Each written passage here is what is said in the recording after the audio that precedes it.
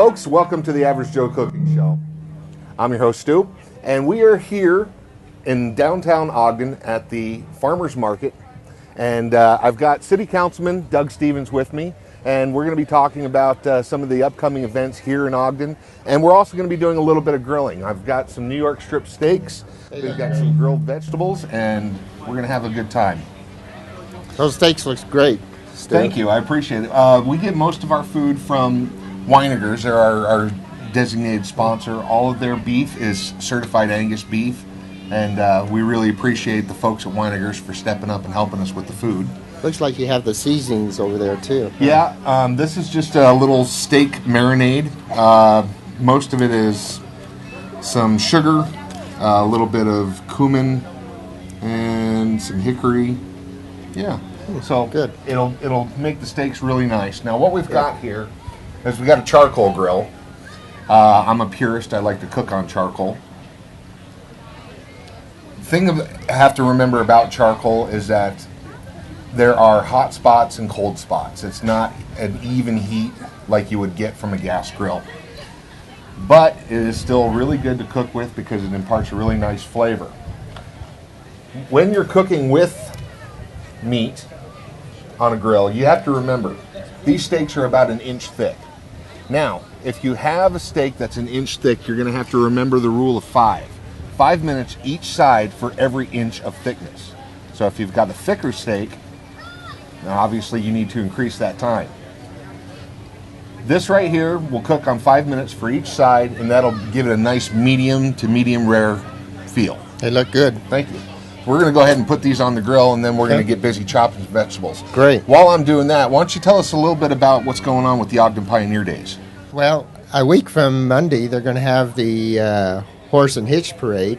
And this will be in downtown Ogden. They have all kinds of festivities. They've rolled out the painted horses that you see throughout the city, and they'll have a hoedown at the Marriott Hotel during the festivities. But from the week of the 24th, they'll have the rodeo. It's one of the wildest West competition that they'll have. There'll be parades also. We have the July 24th, which will be on the 25th this year because of the 4th being on Sunday. But we have over 100,000 people that'll come to that parade, and that'll be going down Washington Boulevard. So, that's amazing, 100,000 people.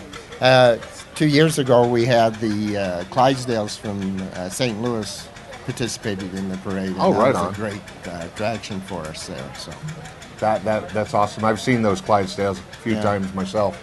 this year, we're going to honor the policemen. We're going to have a tribute to the fallen officers of the law enforcement, and that'll be just prior to the parade as it goes down Washington Boulevard. So that'll be something we're seeing definitely. Yeah. So there's a lot of activities. Well, what we've got here is I've got my little timer set for about 5 minutes, and then we're going to go ahead and flip those steaks. In the meantime, what we're going to do is we're going to also grill some vegetables. Now, Great. Summertime is the perfect time for cooking outdoors because no one wants to get their house all hot. What we're going to do here is a simple little vegetable medley. We've got some asparagus, some fresh green beans, a red onion, and some yellow squash that we're going to chop up, stir up with a little bit of olive oil and some salt and pepper, and we're going to put them on the grill. Now, what I have here, you can pick these up in any local store that sells cooking products, especially for the grill. This is a grill great for grilling vegetables. You can also use it for fish. It's really great so your fish doesn't fall through the grill while you're cooking it. But I use it mainly for vegetables. They make them. I prefer the stainless steel. I have one of those, and it works real great. Yeah. The stainless steel I like because I'm not a big fan of Teflon because I don't like to have Teflon in the food that I'm eating. Right. So we're going to put that on, get it nice and hot. Great. And we're going to go ahead and we're going to start cooking up some vegetables here. Can you marinate the vegetables the night before? You can marinate the vegetables if you want to use like a vinaigrette or something. I've found that just a little bit of olive oil and some salt and pepper really makes it nice and light. And it also keeps the vegetables a little bit crisp. Right. Marinating them in the overnight in the refrigerator will tend to soften the vegetables up a little bit, and so they kind of have a soggy feel. But I like the vegetables that I make to, like I said, have a nice little crispness to them. Yeah. Crispness, not Christmas. I always do that. It'll soon be Christmas. Yes, it will. Before you know it. I mean, this weather we've been having here in July, you almost wonder. One day it's 103, the next day it's 70. I kind of like it. All right, so let's put a little bit of those in there. And you know what? We're going to put a little bit more of the asparagus in there as well. I like asparagus. Yeah, It's good, healthy food. That's my favorite. Watch your fingers, Steve. Oh, yeah. I've had that happen quite a few times. All right. And that should be plenty of the greens. Now let's go ahead and we're going to chop up some onion. Good.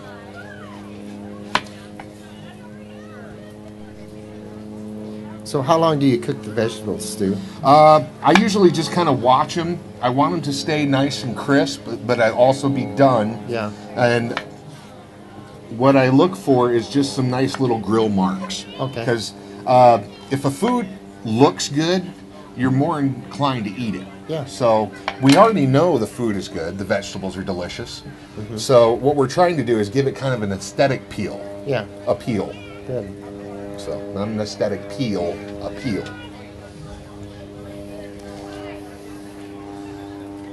All right. Oh, I didn't chop that one. All right. And we're just separating those into nice long strips. I hope these people are hungry out here, Stu. Yes, those people that are hungry, if you're interested in trying it, I will be giving out some samples as soon as this stuff is ready. Let me check that timer. And you know what? I got to flip the steaks. Okay. It's all in the wrist. It's all in the wrist.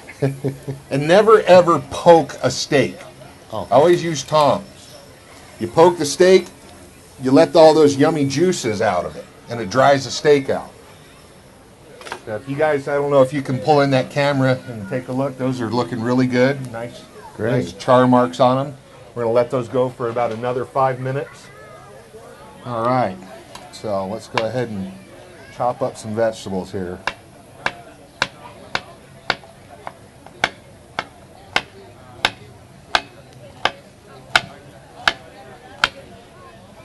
How do you select your squash? Is there a certain well, technique? actually, I just check for firmness. I don't want it to be too spongy, but I also like the bright colors.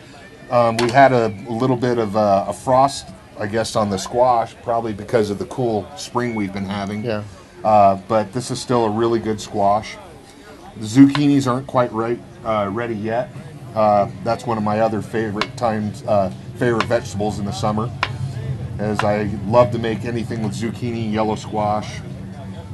Basically anything that gets me out on the grill I like. Can you use any squash, or does it have to be a certain one? No, you actually, the funny thing is, and that's something I've been talking about for a while now, is that people tend to, think of zucchini and yellow squash, but they don't think about all the other squashes that are available that are really good. Butternut squashes, spaghetti squashes, acorn squashes. They're all really, really delicious, and you can grill them just as easy. Now, what we've got here is just some crushed black pepper. We're going to season that with real good. That's good. A little bit of kosher salt. About a teaspoon's worth. I've seen sea salt. Do you ever use that? I do use sea salt. I am a big fan of the kosher salt just because it's kind of like that go-to salt for whenever I cook. Very good. Then, of course, about a tablespoon and a half of olive oil. And now here comes the fun part. I'd have to measure it out, but... Well, I've been doing this for quite a few years, and so I kind of know how much I'm putting in. And those who've seen my show understand what I'm doing right now. Not to get all silly or anything, but the best mixers in the world are your hands. So as long as they're nice and clean, and you've got a clean surface to work with, this way we get all that nice oil incorporated into the vegetables. You could have that as a salad, huh? Well, that is actually a really good as it is or grilled. So I'm going to clean up my hands real quick, and then we're going to get this onto the grill. Can hardly wait. I see these ladies out here. They're almost ready to come up and partake of what we're having up here. Well, they'll get their chance. Are you hungry? Huh? Are you? Okay. All right. So let's get that on the grill. Great. Here we go.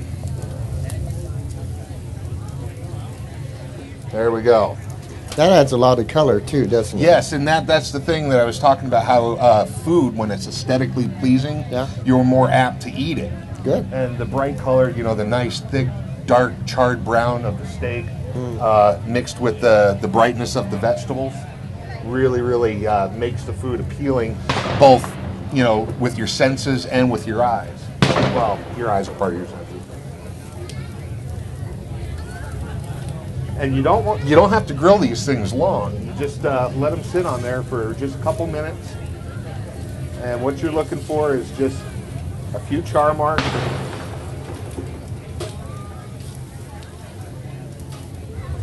Gives you great ideas for the summer. I use the onions as a gauge. Oh, okay. When the onions become what I call translucent, they become soft and pliable, and they almost have an opaque look to them. They're ready. Mm-hmm. So we got a couple more, and I believe, yep, steaks are ready to come off. That's a good idea. Yeah. So we're gonna, you know what? I'm just gonna do it this way. Another thing about grilling meat. When you're done on the grill, always, well, no matter what you're doing with your meat, always let your steaks rest for about 5 minutes. Any meat that you cook. What you're going to do is, if you dive into this right off the grill, you're going to cut it open, you're going to have a plate of juice. And I don't know if you guys have ever had that before, but that's what happens when you don't let the steak rest. All that juice right now is ready to just explode out of the steak. And when I cut into it, it's just going to pour out. But if I let it rest for about 5 minutes, it just kind of gets back into all that muscle tissue, and it makes that steak really moist and tender. So let it rest for about 5 minutes. We're going to throw that. And so we're going to check on our vegetables again here real quick. Oh, yeah. So when should you put your steaks on before the vegetables? About 5 minutes before? Yeah, this way, by the time that steak is done resting, these vegetables are ready and you're ready to eat. Okay. It's kind of a timing thing. Like I said, I've been doing this for quite a few years, so I kind of know when to start things and when things are going to be ready. Now, of course, with charcoal, you do have that kind of chaos factor in that sometimes it's just going to cook the way it wants to cook. Do you use any special charcoal as you're cooking? Just some regular old Kingsford. I'm using a mesquite brick right now. It's a charcoal briquette infused with mesquite wood, just because I like the flavor that it imparts on the steaks. And the coals should be white and the coals should be white, all ashed over before you start putting the meat on the grill. Okay. And a couple more minutes, and we're ready. So, what kind of cool things can we expect here at the farmers market this year? This is one of the most progressive and interesting food markets that we have, the farmers market here. Yeah, I've been here a couple years now, and not actually as a vendor, but as a participant. And I've always loved the variety of stuff that you can find. There's a gentleman, I don't know if he's here this year or not, but he's always somewhere around here smoking up some good barbecue. Now, I'm a barbecue man. And that guy has got it going on. I'll tell you that right now. And then next week, they're going to display the floats that are going to be in the parade. Oh, great. That'll be down here on 25th Street along with the farmers market. So I always look forward to the farmers market because you can get your fresh produce and some of the things that are produced in the area here. So right on. All right, well, our vegetables are just about ready. Cool. So let's go ahead and we'll plate those up and see how they look. You know what? I'm going to use this.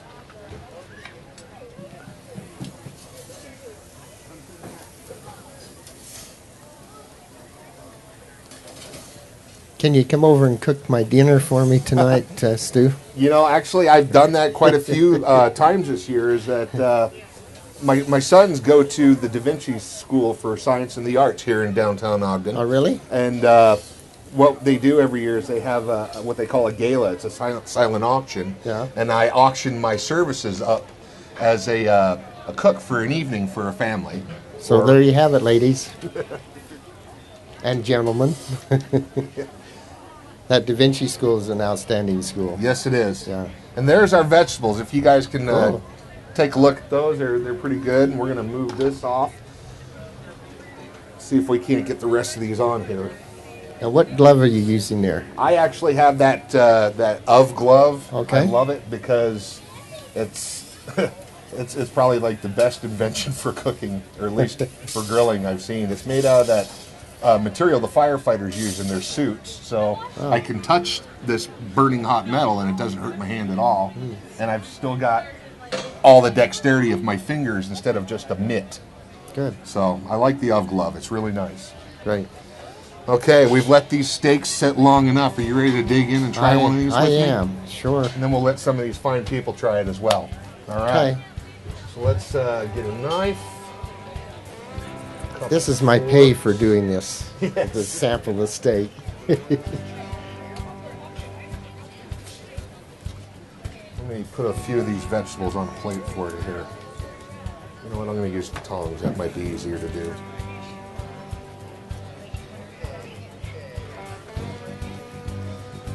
There we go. I'm going to try one of these steaks. Do you like the charred end or the lighter end? The charred end. The charred end. You're a guy after my own heart. Uh-huh. Yeah. Now I have to remember what my mother taught me about eating out. So. Give that a try. Okay.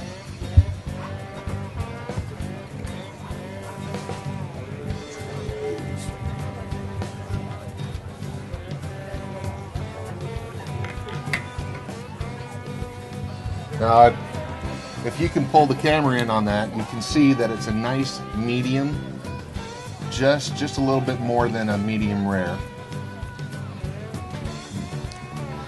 That's outstanding, Stu. That's a pretty good steak, huh? It is. It is. All right. We are sold out, so Stu and I will leave for the day. That's great, Stu. Sometimes I amaze myself. All right. Well, we'd like to thank you for watching the Average Joe Cooking Show. We encourage you to check us out. We're on Ogden Weber Channel 17. You can also check us out. Oh, you can also check us out on YouTube. We have a Average Joe Cooking Show fan book page on Facebook, and we encourage you guys to check us out. We'd like to thank the City of Ogden for having us out here. It's a Thank pleasure. you, Doug. We appreciate it. Now, who wants to try some of this stuff? Let's Oh. start a line. We don't have any takers. I'm sorry. Oh no.